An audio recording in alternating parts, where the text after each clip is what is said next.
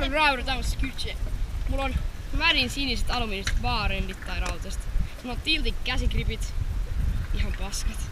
Sitten Apexin Voltanko. Se on vähän vääntynyt ehkä. Sitten mulla on Urban Artin SCX, toi mini SCX. Sitten mä vaihoin nää Spacerit energiajuomaan. Ja Root Industryin headsetti. Se pyörii aika hyvin. Sitten Sacrificial Bionic Forkki. Se on ihan hyvä, se on semmi kevyt. Ja sitten tää Madit rengas, jossa on jotkut laakerit. Ja sitten mulla on Root Industryin rengas täällä takana. Ja siellä on Urban Artin laakerit. Sitten Madit Deck Grip ja Mad Gearin MFX Deck Grip. Moi, mä oon Tatu Grönberg ja tää on mun. Tässä on Districtin käsigripit, ei oo baarendei. Tää on sahattu tanko.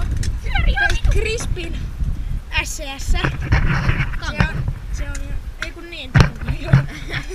Brandon James tanko. Mä en tiedä level näitä mittoja, koska on nörtti. Se on sahattu. Hei, vedä niin. Kalviota. Tää on 5,40 pitkä. Okei. Niin. Sitten tässä on Tiltin headsetti. Pyörii ihan mukavasti. Se on aika huono. Urban Art Compressor Forkki. Se on hyvä forkki. Eaglen Seven Spokedin renkaat. Mä en tiedä mitkä renkaat, mut jotkut. Aika sama kuin eri model. Joo. Etic Artifact dekki Unfiren gripillä. Ja sit tässä on sama rengas, mut mä en tiedä mitkä laakerit. Aika sama kuin edes. Mulla on tällaiset laakerit, että täällä on 2 eri merkkistä ja täällä on 2 eri merkkistä. Mä en oo ihan varma, että minkä merkkiset. Ne on nää sellaiset ihmemerkkiset. Tässä on mun drops. Eiku kaikilla drop test ihan lopussa. Ja no ihan sama, te voitte ottaa. Munkin drop test. Okay. Smooth. No niin, moro, mä oon Eero Antila, tässä on mun scooter-tsekki. Mulla on Helmeri piirissä Signature gripit, joissa on Odin mustat alumiinivaarennit.